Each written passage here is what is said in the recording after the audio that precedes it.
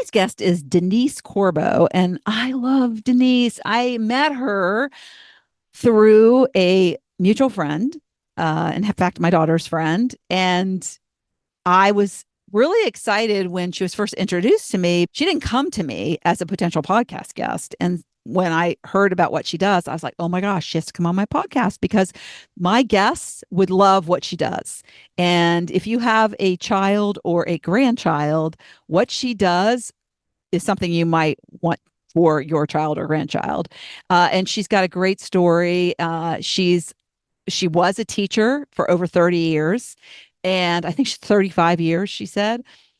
She also did something in the classroom that changed really the trajectory of her kids' lives, especially those that were challenged in terms of reading. And we'll get into the whole story, but it actually, that idea that she had to help her little kindergarten children, the kindergarten or first grade, what happened not only changed their lives for the better, and set them up for success in later years and in education, frankly, probably changed their whole attitude about education. But it was just an idea she had to help her kids, and it turned into a post-career business. And such a great story. And I loved her. She was so great.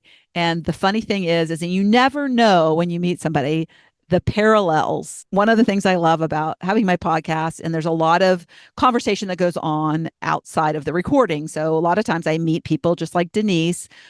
First time I met her was when I got on Zoom with her. So we had a little bit of a conversation, not long. I usually 10 or 15 minutes max is how much time, because I only have an hour. And so my episodes usually go at least 45 minutes. And so that leaves really not a lot of time afterwards. And so sometimes we continued the conversation. I mean, I have actually stayed on for like half an hour to an hour with people. That's not usual. But with Denise, we stayed on and chatted. And oh my gosh, I found out her kids, her grown kids, went to the same high school my kids went to. We didn't even know that. I mean, I knew that she was teacher of the year. She got an award for the county that my kids were in.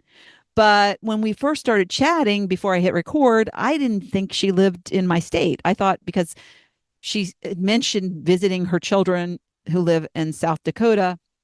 So I just had in my brain that she was from South Dakota. And so then after we were talking, I was like, oh my gosh, she lives where I used to live. I live about 2 hours away now. And then come to find out, we lived one street away from each other, one street away from each other. Now our paths didn't cross exactly, but it was a very large neighborhood we lived in. And when I lived in that town, I lived there from the late 80s to the late 90s. And I think she moved in about the time that I moved out. But it was so funny because she said, I lived near the pool. We had a couple of pools in our neighborhood, but she said the woods pool. And I lived right around the corner from the woods pool. I was like, what was their street? Because I thought maybe she lived on my street. She lived on the parallel street from me.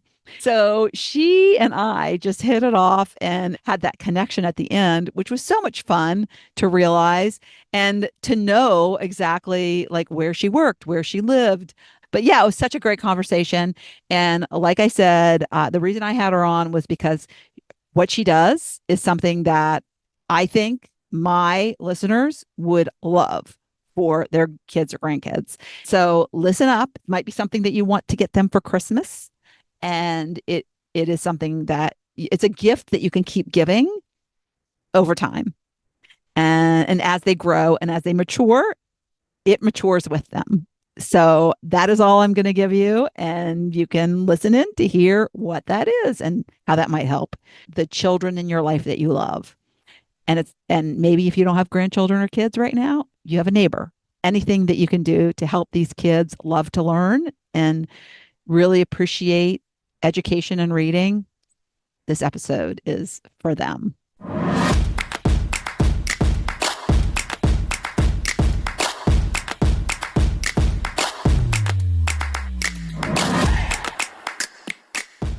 Welcome to another episode of Living Your Spark Second Half.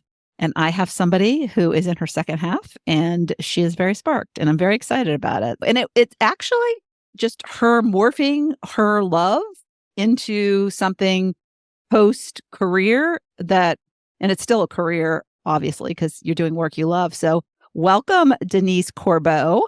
Thank you so much for having me.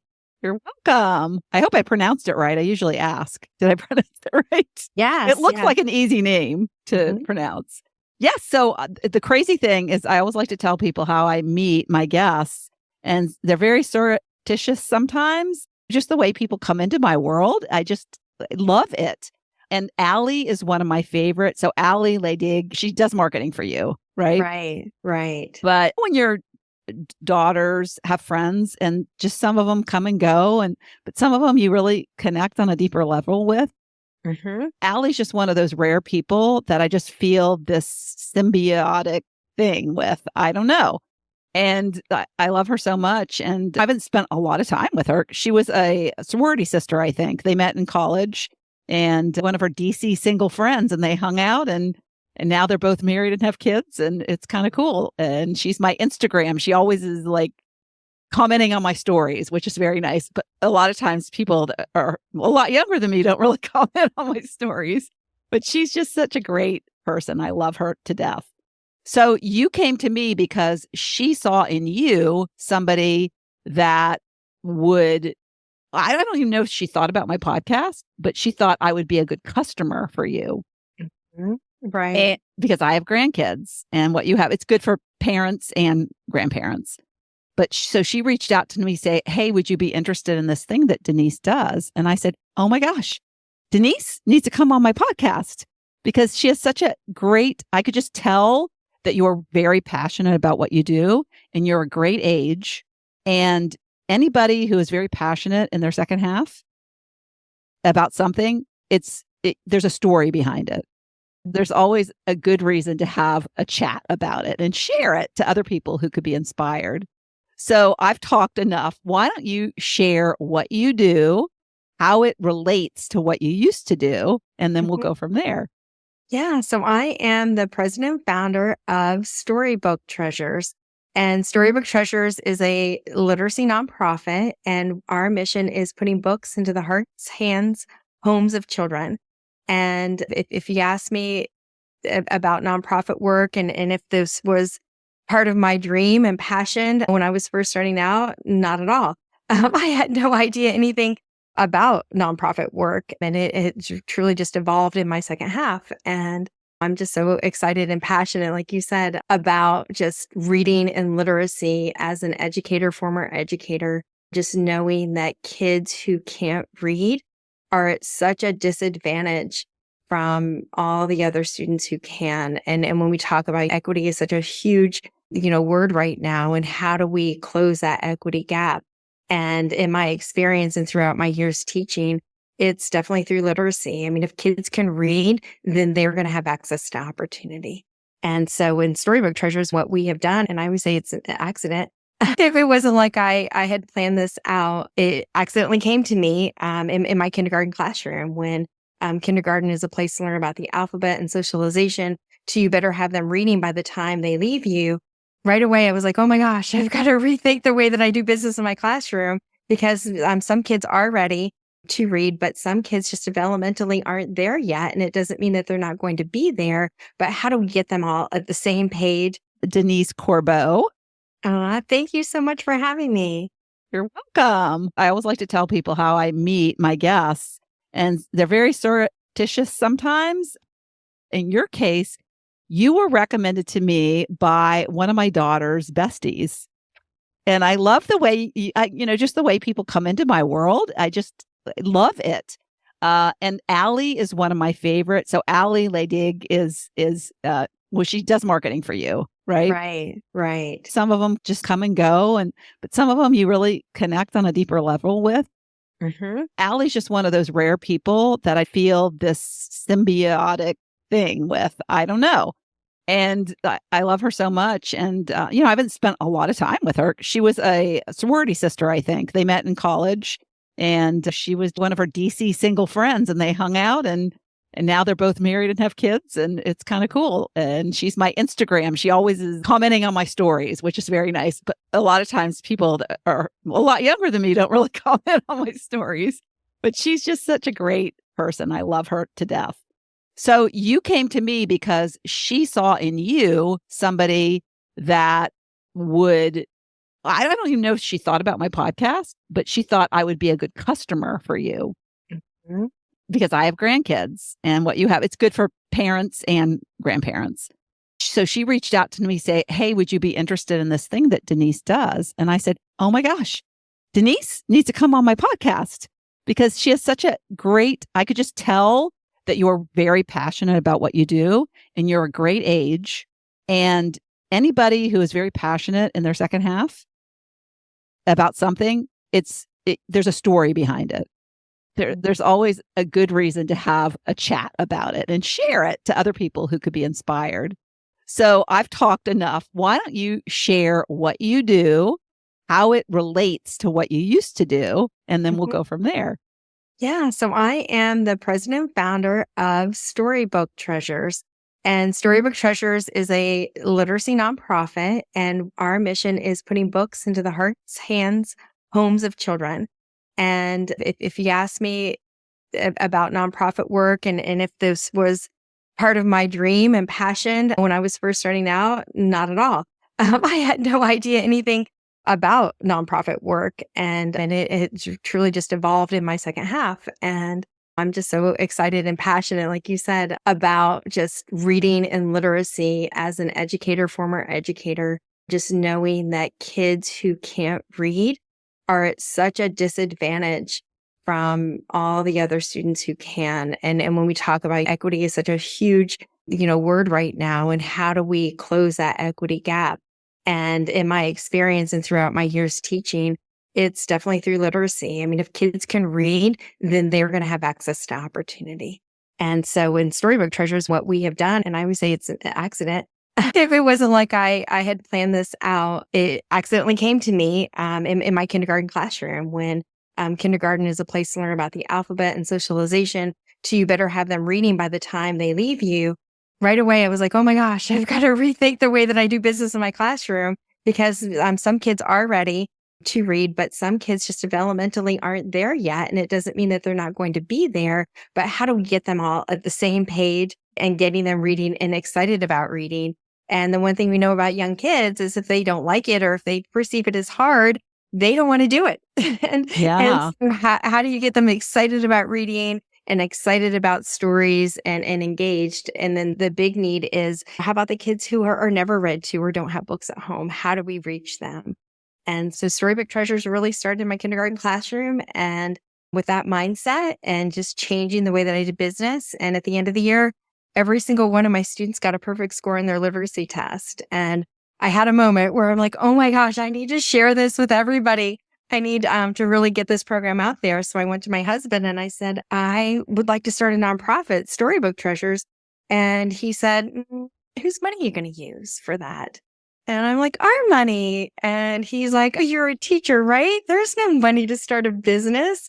And I always say I have a plan, and God tends to have a bigger plan. How old were you at this time? Yeah, so I was about 48. And then I came back to him like 2 weeks later. And I said, guess what I'm going to do? I took on a job driving a limousine, and I'm going to drive a limousine on the weekends, and I'm going to start this nonprofit, Storybook Treasures. And his first reaction was like, what? Like, you're going to do what? And I told him, I'm like, you know what? You had no idea what you signed up for when you married me. I just have this dream and this vision, and this is what I want to do. And at first, once I think the shell shock wore off, he's 100% on board. So. Yeah. So I have so many questions swirling in my head. So number one, I want to know exactly where you were when the idea popped into your head, because I'm sure that there was a moment when it kind of just came to you, and then you probably pushed it away and said, that's crazy. I also want to know, how long were you a teacher when this idea came up, and how long had you been married? Yes, I got married young, very young. We got married at 21 and had my first baby at 24. And then had two more. and space them out because too close together was too much for me working full time. So my kids are about 5 years apart. So you So were a teacher before you had kids. yes, But you yes. have loved, this is just like your calling. Right, right. And my passion has always been children education. I struggled in school, and my mom is from Austria. We were a military family, so we moved around quite a bit growing up. And so every 2 years, pretty much a different school, different environment. And I was really painfully shy. And school was hard for me. I think probably a little bit of undiagnosed ADD and maybe some dyslexia there too. And so learning to read was a struggle. And my parents were busy. They were, in their careers. So I really didn't have anyone there to help me. And they didn't have a roadmap or any kind of navigation to, how do we intervene? And like my daughter says, C is average.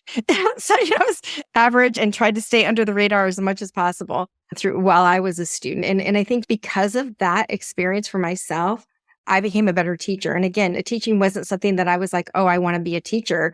In fact, I did not want to be a teacher. Teaching kind of found me. So when I was in high school, I wanted to take cosmetology. My mom was a hairdresser. And so I asked to take cosmetology. And at that time, it was frowned upon. Vocational trades were frowned upon. And so she had to come in and sign a waiver saying that it was okay that I would take cosmetology because then I wouldn't be taking college prep courses. And so that was my mindset. I was going to be a hairdresser. I was going to follow in her footsteps, have my own salon. And so my senior year, all of my friends are going to college, or a majority of them. And I'm like, oh, I think I want to go to college. So I went to my counselor and she's like, oh my gosh. And so I had to jump through a few hoops and took some extra classes, took a college class my senior year to prove that I was worthy, and was accepted into a college. And I finished my BA degree in 2.5 years. Who knew I was smart? Because I sure didn't.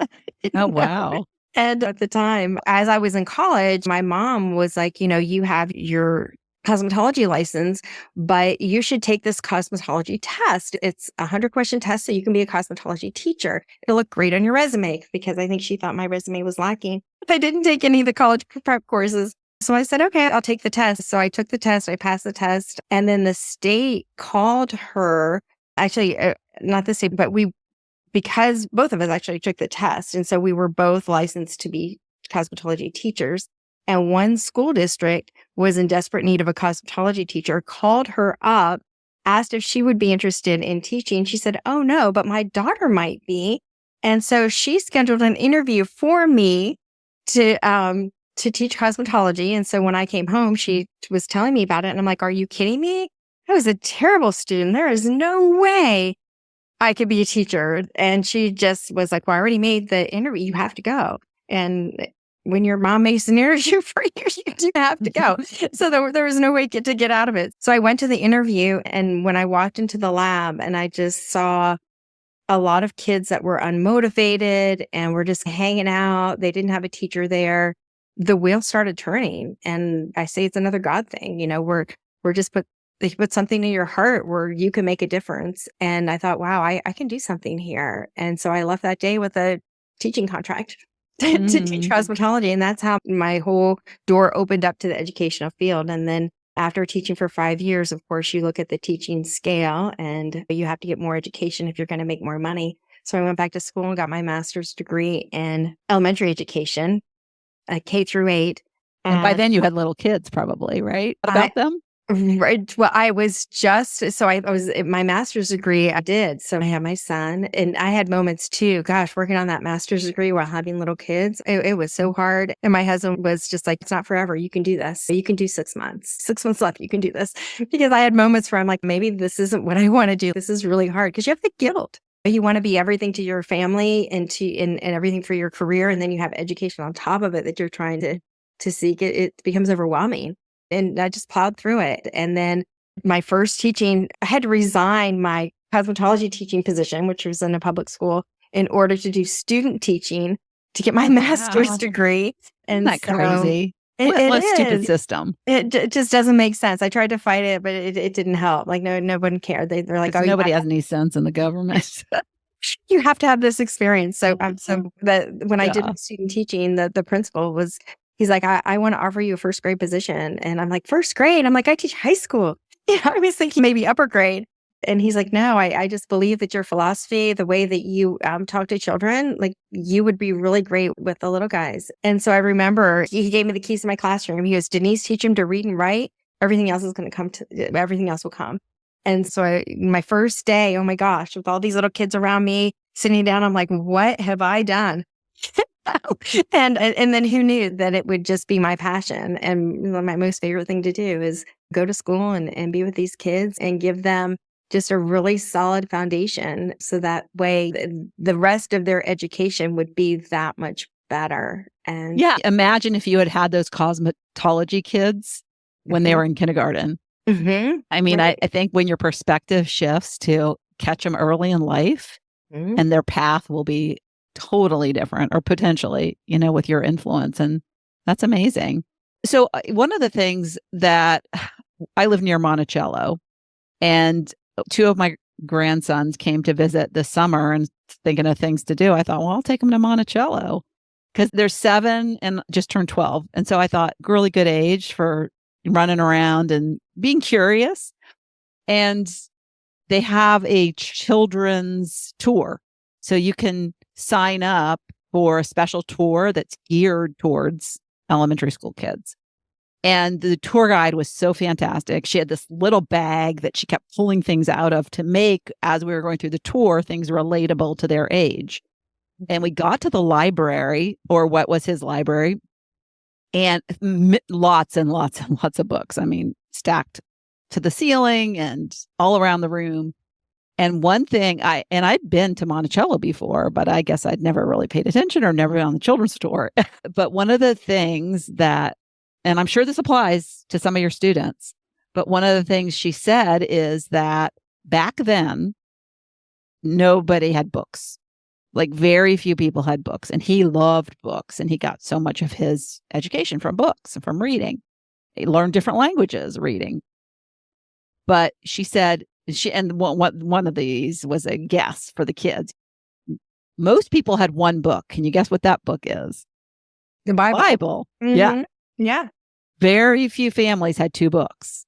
But, there was the rare family that had a second book. But you didn't find 3 books, you didn't find 4 books. And I was like, oh my gosh.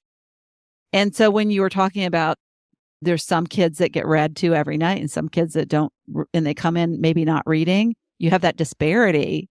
And it's so true that so many kids have different experiences. When they go home at night, their parents don't buy books. That's just not something that they were taught to do. It's not something that they even think of doing. I think about my kids. When I was raising my kids, I didn't read to them every night. I would read to them on occasion and maybe when they were really small, but I didn't do that very long. I'd be like, honey, good night. I'm like, I feel so horrible now. Fortunately, they ended up liking school and being successful, but graduating and that sort of thing. But I think about them now. They spend more than an hour with their kids every night reading books to them. And so, of course, when I go babysit, it's like at least 3 books you got to read to them. But yeah, it's so interesting how we're just different as parents. And there's no cookie cutter, and they are at a real disadvantage when they come in. And I can see how they can get so unmotivated and feel stupid. Right. If I don't know, they're comparing themselves to these other kids. And that's when your brain's being formed, your thoughts about who you are and what you're capable of. And if they're comparing themselves to a kid who's read to every night, they don't have that perspective. So, like, how did you get them? And one of the things I read was you got you got recognized for being, was it Loudoun County? That's where I raised my kids. Right. Yeah. So Loudoun County Teacher of the Year, Washington Post Teacher of the Year. So you've moved. I raised my kids in Loudoun County because you said, oh, you went to visit your grandkids in South Dakota. Right. So okay. So I've raised my kids in Loudoun County as well, and spent almost my entire teaching career in Loudoun County. Oh, okay, that is so cool. My kids went to Broad Run High School. In fact, I met somebody recently at a party. Like, I don't know where we met, but it was like the craziest thing because it would be like the last place you'd meet somebody that, he went to the same high school my kids went to. But, that's where my kids went. Broad Run. Yeah, Broad Run. Yeah, that's so Yeah. Yes. Small world. Wow. I know. Shocker. And well, I should have known. I don't know if you know Allie from because you live near her, but yeah, she lives not too far from in that general vicinity. So yeah, how did you first of all get them all to ace their Hmm. whatever it's called in Yeah, kindergarten when they take those tests? their literacy test. A Hmm. literacy test. Okay. Yeah. How did you accomplish that when they started from such opposite spectrums? Yeah. So the standards changed in kindergarten. So I was a kindergarten teacher. I actually been teaching for 30. I retired after like 32 years of teaching and Wow. onto the school board for 4 years. And so now I'm 100% with Storybook Treasures. But it all started really in my kindergarten classroom where the standards changed from kindergarten's a place to learn about the alphabet and socialization to you better have them reading by the time they leave you. And just knowing the kids that come in, yes, some are ready to read, and some developmentally just aren't ready to read, or they haven't had that exposure and that background. And the one thing that we know is that kids, if they don't like to do something or if they find it hard, they don't have the words to say, this is hard for me. They just say, I don't like it. I don't want to do it. And Right. they shut down. And so I just went through my mind with best practices. How do we get kids excited about reading? How do we get them motivated to read and also build that connection? Because at that time, kindergarten was a half day program. So I only had the kids for 3 hours a day. And how do I get them all reading on the same page and feeling good about it too? Because you're right. You tapped into a little bit of that emotional piece. Kids know right away who's a reader, who's a non-reader, and they do start feeling inferior. And how do we at such a young age? It's hard to think at 5 years old to think that they're inferior when they're just maybe developmentally not there yet or haven't had the experience or exposure. And so how do we do that? And so that's what I was mulling through my head as I was thinking about what I was going to do differently that year than I had done in the years before.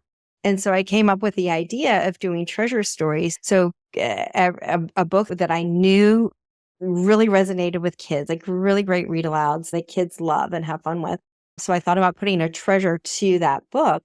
And the treasure is what I call like the Happy Meal effect. Because Yes. with kids, I they saw want that in your kits toys. on your website, and we'll get to that. I want to really get to that.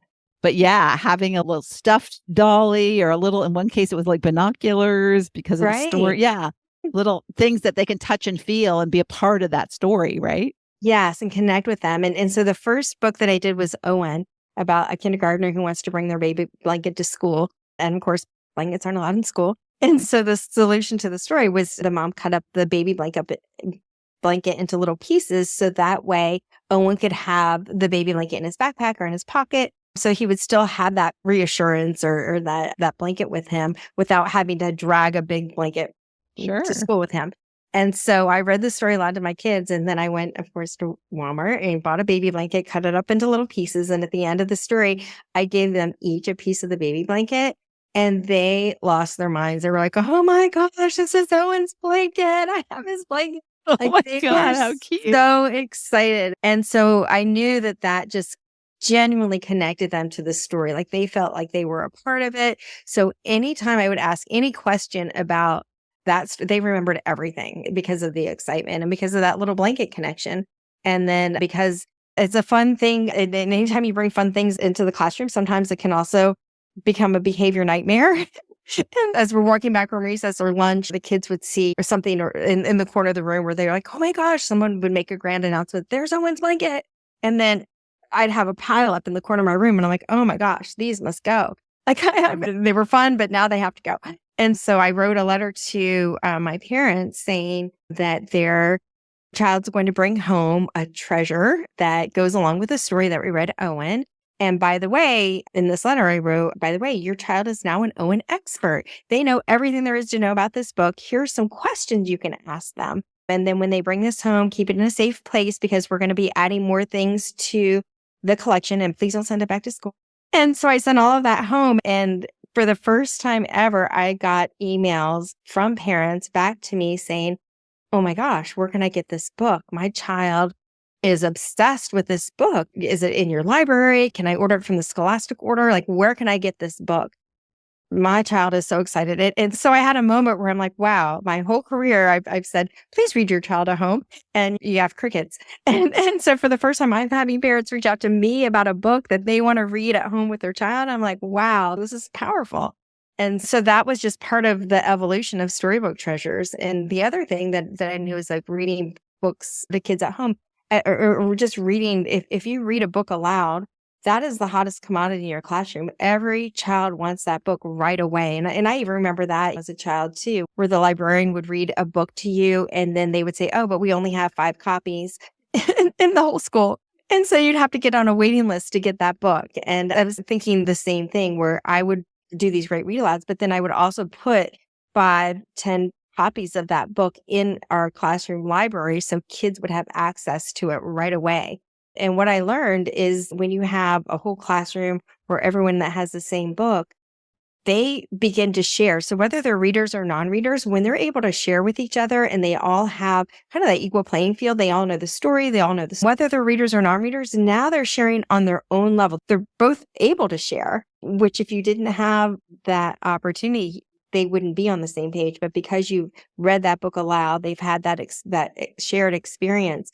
Now they're on the equal playing field and they can all have conversation about that book. They're pulling things out that are funny or special to them. So things that as a teacher, I couldn't even share if I wanted to, because I'm not at their level.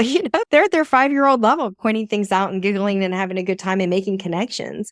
And so all of that was just really what led to this powerful experience for them to be engaged with reading, wanting to read, wanting to learn to read. So when I presented the hard things, the phonics and the learning how to read strategies, that all became very motivational, because they're like, oh, reading, they had the perception reading is fun and I love to read and I want to read. And I think that was the secret sauce behind the program. What's interesting, and I didn't know this until I was a grandmother and I was reading to my grandkids, which shows I didn't read to my own kids very much. But when they read a story so many times, they memorize it. Mm-hmm. And you could actually, in their favorite books, you could stop mid-sentence and they will finish it for you when they're like 3 and 4, before they know how to read. Mm-hmm. And so I would imagine that also would compel them, if they knew a story well enough, when they open the book, even if they couldn't really read it, they could start to probably relate, because they have it memorized, what the words looked like that they were saying, I would imagine, right? Right. And then it's all that pre-reading skills. That's part of it, is having that exposure, hearing the rhythm, hearing the rhyme, and then making the connection between the text and the picture. So all of that is for those pre-reading skills that we want kids to have. Yeah. So tell me about when it sounds like it was an evolution, but at some point you thought, oh, this could be a business. I mean, I could. And I also want to say that I read on your website, and I love your heart, that you thought about making a for-profit. I think, was it your mentors, the guys you drove in the limousine? Like you had, you were a regular driver for 2 guys, it sounds like. So I want to hear a little bit of that. But, and they were kind of encouraging you to do a for-profit, and you just really stuck to your guns. You wanted to be nonprofit, and you didn't want it to. And that's what I want to tell people too, who are listening. A lot of times people have passion and they think they have to turn their passion into a moneymaker. And there's different ways your passion can manifest. And it doesn't have to be, it can be volunteer, it can be a nonprofit that you create, which you can still be your livelihood. But yeah, teachers don't make a lot of money. And so it makes sense to me that you love teaching. That was never your motivation. And money, in fact, there's studies that money isn't a motivator. It's how valuable that work that you're doing is to you, and does it align with your values of who you are. And so, yeah, I'd love to hear the story behind Tom and Right. Tom and Neil. Neil. Yeah. So both of them have since passed, which is so unfortunate, because I would love for I hope they're looking down and saying, okay, we've invested in a great thing, and they're cheering us on from above. But yeah, I saw this job, I applied for this job, and as I was limo driving for them, they had big business. Of course, they had these 2 limousines. Actually, they had 3 limousines. And they were their fun limousines, so that they would take them out to entertainment and things, so that they were owned by them personally. So as we'd go out to these events and I get to know them and get to know some of the people that joined, I just shared really the reasoning because a lot of them were like, so you're a teacher when you're driving a limousine, like they're trying to piece it together. And so then I would share the reason why is because I really feel passionate about starting this nonprofit. And just through that conversation, Tom, who had his own business, he's just like, Denise, he's like, you really should do for profit because you're never going to make any money. And I said, Tom, it's really, to me, it's not about making money. To me, it's about reaching kids in need and providing books and a program that truly works, that is not just giving books to kids, but it's a program that really gets kids excited and it's more in depth. And that's, you're right. I stuck to my guns. I had to learn a lot. My family, sure. Part of the process. Yeah. I come from a family who they're in the restaurant business. Of course, my mom had her own beauty salon. And so I know the business side of things, but the nonprofit side is a whole different world and a whole different way of doing things. But to me, the nonprofit world just made sense. And even I say I'm a scrappy teacher because I've run this business and this nonprofit very, very much the same. We not only provide just a wonderful service to kids and into homes, but we also, I believe strongly in the community. And so part of what we do is we host high school packing events. So we bring all of our materials to the high schools. The high school kids volunteer for us. I have about 15 minutes to talk to them about nonprofit work and about the importance of literacy. And I always put in a plug that now that you volunteer for Storybook Treasures, you have a little peace in your heart. So when you go off to that big job you're going to get, that we all know that you're going to get one day, just remember to give back to your community in some way. We hope it's Storybook Treasures, but if not, that's okay. You just need to give back and know that there's a need there. And so you send the kits every other month. So when you do the packing, you involve them with that? Right. So yeah. So we have a couple. What a great idea. We have a school program that we work directly with schools, and then we have a subscription program. And the subscription program came about because I would go to these conferences, the education conferences, to promote Storybook Treasures for the schools, for the Title I schools. So you started with directly working with the schools. Right. Which makes sense. Yeah. Right. And I had so many parents or educators that are parents and grandparents going, oh my gosh, I need my grandkids to have all of these great books in there but at their house. Like, can I order it? How can I get this? And so that's how the subscription model evolved. We're taking our same program of books and we're doing a home delivery program. So that way the program can be opened up to anyone who wants to get these great books into the homes of children. And along with that, we also are providing the lesson plan because we know that some families are homeschool families. And so having that added lesson plan is just a big bonus for them. And then any proceeds that we're getting from the subscription model, we are donating back to Title I schools or kids in need. Yeah. That's amazing. So it's kind of like a book form of Stitch Fix. Is that what the company's called? I've never done that, but my kids did it. And I'm like, oh. And then you're like, as a grandparent, for me, it's nice because I feel like I'm doing something for my grandkids. Mm-hmm. It's like something they can look forward to. And it's tangible. It's not like you're like, oh, let's go buy some Legos. And it's something that, and also I think with toys, they're a hit in the moment and they might like it. I think 1 out of 30 toys end up being something that they like for long term. But for the most part, they use it and it doesn't last very long. And then it goes into the corner, like kind of Toy Story. Yeah. But with books, they go on the shelf and every single night they go in there with their parents and pick out a book. Mm-hmm. And I love the little idea. I didn't understand what Storybook Treasures meant. I thought, oh, it's the treasure in the story, but it's like the actual treasure that they can hold in their hand and look at while the story is being read to them. And right. So that's so fantastic. I would like to know at what point, because I'm sure as a teacher, having that contact with the kids is so rewarding. And so at what point were you ready? Because I can imagine at some point you thought, I can only reach 25 kids or 30 kids. Well, think of how I can scale, how I can help 30 plus. If you hit 5 schools and they have 2 classrooms each, like exponentially impacting and teaching. I mean, here you are a recognized teacher of the year in Loudoun County. And teaching how you ended up getting that just because of a reflection of how effective you were and how good the work you did was, and that you now have that as a product and can make teachers better as a result. Because it's scary to leave a job where you have a consistent paycheck. And at the time you were almost 50, I guess, when you made this transition, right? Mm-hmm. Right.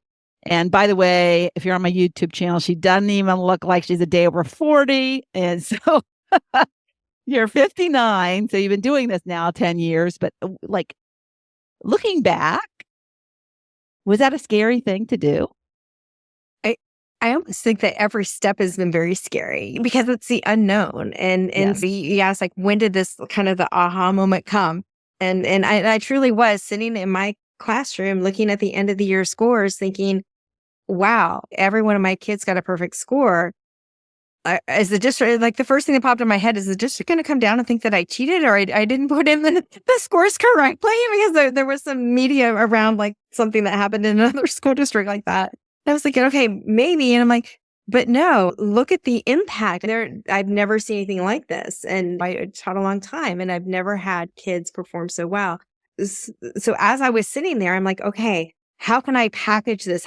So the wheels just started turning. How can I package this? How can I give this to my friends? And then the other part that I was thinking about is, hey, it worked in my classroom, but will it work in somebody else's? Can someone else, can it be replicated? I don't know. And so all of those things like swirling in my head. And so as I was limo driving and creating what the package looks like, I gave it out to a couple of my friends. I'm like, hey, I have this idea. Try this in your classroom, see if it works for you. And the feedback was really great when they're like, oh my gosh, the lessons. That truly, I think the lesson plans in themselves are so great because it's not just at a glance, they're a PowerPoint lesson plan. And teachers are busy. We don't have time to create something of that caliber. We wish we did, but there's just not the time in the day to do everything.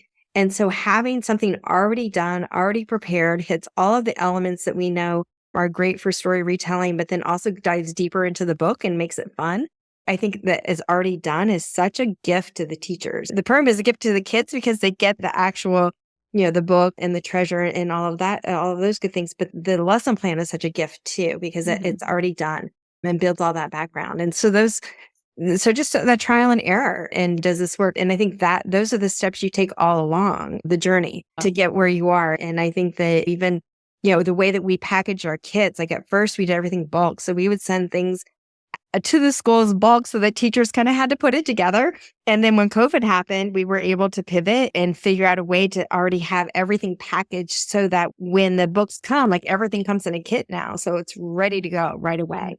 And so So let me just explain, because I learned this from being on your website. It sounds like you have teacher kits, like where you, as a teacher, which I should say, because there's probably teachers that are listening or parents of teachers. And you also have a home subscription kit, or like I can just have a book and a little storybook treasure go to my grandchild every other month.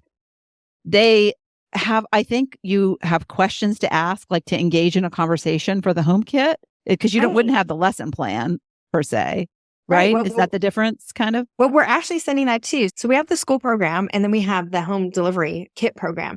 And so that's preschool all the way up to third grade. And I've already had requests going, are you going to do fourth and fifth grade? They were really wanting more. But you basically say, so just so everybody's clear, you say the age of your grandchild or your child. So they're not getting a third grader isn't getting a kindergarten level book. Right. They're geared for that specific year. And then you age with them. So you automatically age them up into the next tier. Right. As they get older. I love that. So if you have a kindergartner that you're buying a subscription for, you would enroll them in the kindergarten program. And then we have a series of 6 books, but let's say that you're like we're on the 3rd book in the series. So you would get the remainder of the 3, and then they would age up when they get to the next level. So and it goes all the way up to 3rd grade. Does one of them have the blanket? Oh, the Owen. No, we have not done Owen just because, again, we're looking at the cost of it's so expensive. Oh, so yeah. so Owen is not in there, but you know what? I actually I should do that. I should actually look to see what the cost is now to see if we couldn't get a kit for Owen because Yeah, that's you very could go to special. the high school and have them all cut blankets. Right, right. Well, that's what they do. They are wonderful. Our volunteer packing events, again, I have moments where I tear up because, you Oh, think yeah. about it, but then when you see it in reality, you can't believe that you have 50 to 75 high school kids volunteering to pack these books for you. And so many of them will look in there, oh my gosh, I remember this book or I remember that book. And Yeah. one of our books is Nate the Great. And we have a video of one of the high school kids going, hey, I'm Nate. And this book, Nate the Great, is one of my favorites. So, Well, I hope you're also sharing your story with them and with other people, because oh, the fact that what teachers can do in such a powerful way is like you change the lives of the children that you had. yeah. They were lucky to have Mrs. Cordo. And then the impact you're making is just amazing. So before we go, I have a question. It was one of the questions that I don't know if you add, because I always, just so my listeners know, I have a set of questions. Sometimes I like to end and I say, do you want me to ask you any of these questions? Does any resonate with you? Or you can add your own. But the one that I wanted to ask you was, how would you compare this half to the first half? Oh my gosh, that's a hard question because I think the first half, I think we're always learning and evolving. And as much as I want to say, hey, I know everything, I don't. and I think that the first half of my career, again, it wasn't my plan, but it happened. Again, I think it's always God's plan. He puts you in the right place at the right time and gives you what you need at that time to do good work. And I feel with my early career and my passion and just knowing that kids need good quality instruction, they also need that relationship. I think if you have a relationship, that's the most important thing. And just being able to nurture that.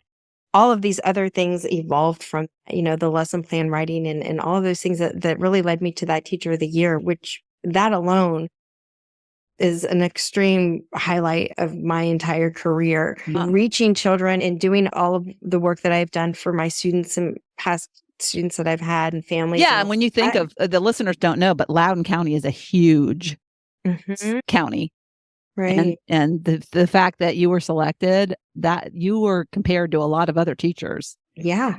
Oh yeah. And I sat in awe listening at that celebration, just listening to all of the other teachers that I was against. And I'm like, oh my gosh, it could have been all of us. And one of the things that I feel like I gave back to the county, one of the things that I truly wanted to see as a school board member was we need to celebrate teachers. There's so much great work being done. We need to come up with other ways to highlight the great work that's being done in our county because again, it could have been any of us sitting up there on that stage and they picked me. And I attribute that to my colleagues who nominated me and really believed in the work that I was doing and the outreach, because I wasn't just reaching the kids in the classroom anymore. I'm now reaching children across all of the US, not even in just Virginia, but just across the country. And so for me, I didn't think about it in that scale. They were the ones who put that in that perspective. And then when I sit back and I'm like, wow, I can't believe it. And even now this half being Storybook Treasures full time, I'm still just in awe. Like I see myself as, oh, I'm just a teacher. And I'm like, oh my gosh, well, and others are the ones who say, You're a business you're more than just a owner. teacher. Yeah. You are not just a teacher. And Well, circling back to that question, it sounds to me like your answer from what you said is that, and actually, when you first started talking, I thought of this and then you said it, is that we always know exactly what we need to take the next step. Mhm. Right. And so it sounds to me like you know more, but you still know that you don't know it all, that you still have a lot more to learn. That's what I find exciting about just constantly being in the open to whatever comes and staying, like reading and looking at things as, oh, what can I learn from this?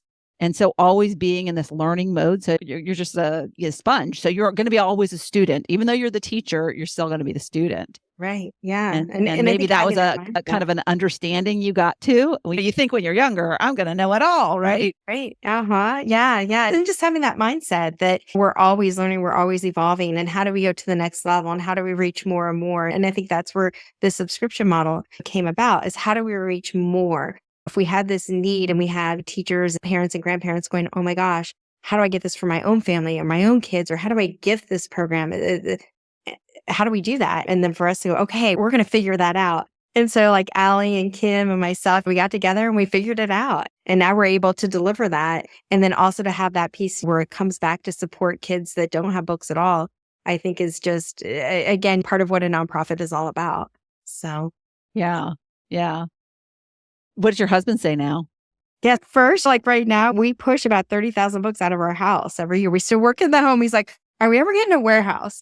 And are we ever getting paid? Because he is 100% involved now. And he actually grew up, he's Italian and his mother was Italian. So he grew up with speaking Italian only. And when he went to school, it was a challenge for him. And now that he sees how the program has evolved, and then all the feedback that we get from the teachers and the parents, because I share, I'm like, oh my gosh, we do surveys beginning of the year, end of the year. And the end of the year surveys, I cry because I can't believe the impact that we're making. And so now he's just like, wow. He's like, I keep wanting to volunteer and do work with you because I know that when I was a child, had I had a program like this, it would have made all the difference for me. And he sees that coming full circle. So yeah, That's he's great. 100% involved with it. I had one other thought that I wanted to ask you, and I'll make this the last one, I promise. But when you were talking about that you believe God puts us in the right place to, and I forget what you said, but something like for it to always work. I think that is what you said. At the right time. At the right time to, and it'll work itself out. Essentially, I think is what you said. Mm-hmm. But what do you say to somebody? Because I feel like you're very optimistic, and you trust the process. You trust this greater power to lead you in the right direction, and you have this openness of, okay, what will this bring, kind of thing. I mean, you had a passion inside. You knew what that was, which was great. Mm-hmm. And I think you followed that. And so marrying those two things together and that openness and that exploration and having the passion, I think makes all the difference in the world. But what would you say to somebody who's listening to this and they're like, well, it just doesn't ever, I'm never in the right place. There's always these obstacles. Right.